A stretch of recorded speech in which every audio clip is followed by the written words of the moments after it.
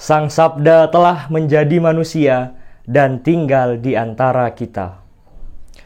Para sahabat Sabda Hidup yang terkasih, jumpa kembali bersama saya, Frater Yoga, calon imam Keuskupan Agung Pontianak. Permenungan kita pada hari ini akan diambil dari Injil Lukas, bab 7 ayat 1 sampai dengan 10. Mari kita siapkan hati untuk mendengarkan dan merenungkan sabda Tuhan. Dalam nama Bapa dan Putra dan Roh Kudus. Amin.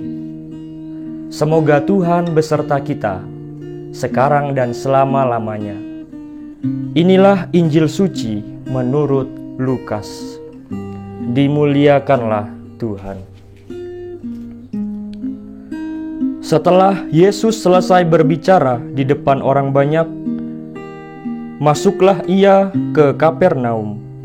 Di situ ada seorang perwira yang mempunyai seorang hamba yang sangat dihargainya. Hamba itu sedang sakit keras dan hampir mati. Ketika perwira itu mendengar tentang Yesus, ia menyuruh beberapa orang tua-tua Yahudi kepadanya untuk meminta supaya ia datang dan menyembuhkan hambanya. Mereka datang kepada Yesus dan dengan sangat mereka meminta pertolongannya. Katanya, "Ia layak engkau tolong, sebab ia mengasihi bangsa kita, dan dialah yang menanggung pembangunan rumah ibadat kami." Lalu Yesus pergi bersama-sama dengan mereka. Ketika ia tidak jauh lagi dari rumah perwira itu menyuruh sahabat-sahabatnya untuk mengatakan kepadanya, "Tuan, janganlah bersusah-susah, sebab aku tidak layak menerima Tuan di dalam rumahku. Sebab itu, aku juga menganggap diriku tidak layak untuk datang kepadamu. Tetapi katakan saja sepatah kata, maka hambaku itu akan sembuh. Sebab aku sendiri seorang bawahan, dan di bawahku ada pula prajurit. Jika aku berkata kepada salah seorang prajurit itu, 'Pergi,' maka ia pergi. Dan kepada seorang lagi, 'Datang,' maka ia datang. Ataupun kepada hambaku, 'Kerjakanlah ini,' maka ia mengerjakannya." Setelah Yesus mendengar perkataan itu, ia heran akan dia, dan sambil berpaling kepada orang banyak yang mengikuti dia, ia berkata, "Aku berkata kepadamu, iman sebesar ini tidak pernah aku jumpai sekalipun di antara orang Israel." Dan setelah orang-orang yang disuruh itu kembali ke rumah, didapatinyalah hamba itu telah sehat kembali. Demikianlah sabda Tuhan. Terpujilah Kristus. Para sahabat Sabda Hidup yang terkasih, salam sehat dan sukacita untuk kita semua. Pada hari ini kita mendengarkan bacaan dari Injil Lukas yang mengisahkan tentang seorang perwira yang memiliki hamba, namun hamba yang amat disayanginya itu sedang mengalami sakit dan hampir mati.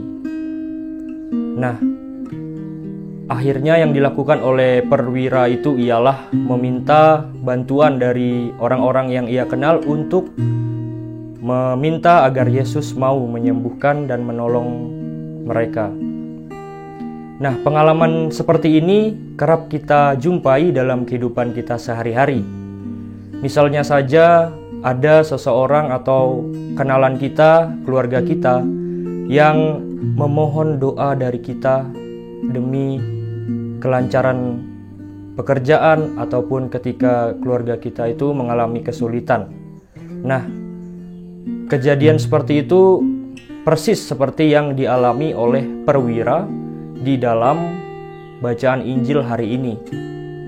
Nah, kiranya apa yang kita dengar pada hari ini sungguh-sungguh menjadi contoh bagi kita semua bahwa dalam hidup sehari-hari kita tetap membutuhkan orang lain untuk menolong kita.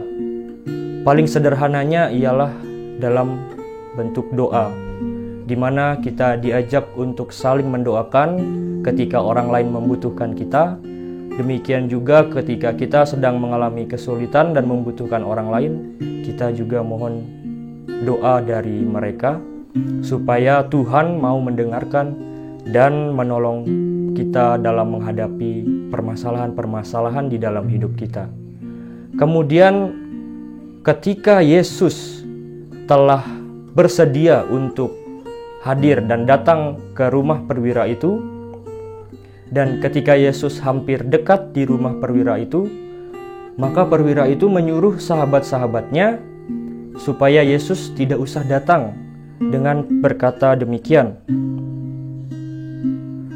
"Tuhan, janganlah bersusah-susah, sebab aku tidak layak menerima Tuhan di dalam rumahku. Sebab itu aku juga menganggap diriku tidak layak untuk datang kepadamu. Tetapi katakan saja sepatah kata, maka hambaku itu akan sembuh. Sebab aku sendiri seorang bawahan, dan di bawahku ada pula prajurit-prajurit." Nah, kata-kata dalam Injil hari ini yang baru saja kita dengar, ini selalu kita ucapkan ketika perayaan Ekaristi, ketika kita mengikuti perayaan Ekaristi sebelum kita menyambut Komuni Kudus, di mana di situ kita mengatakan bahwa Tuhan, saya tidak pantas Engkau datang kepada saya, tetapi bersabdalah saja, maka saya akan sembuh.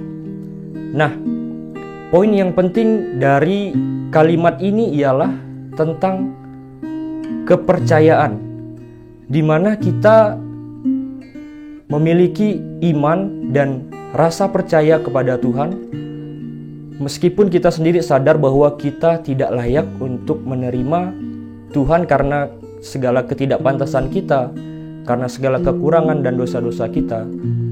Tetapi kita tetap percaya bahwa hanya dengan bersabda saja, Tuhan sungguh menyembuhkan hidup kita. Tuhan sungguh merangkul kita, dan Tuhan sungguh menunjukkan kasih-Nya dan kemaharahiman-Nya.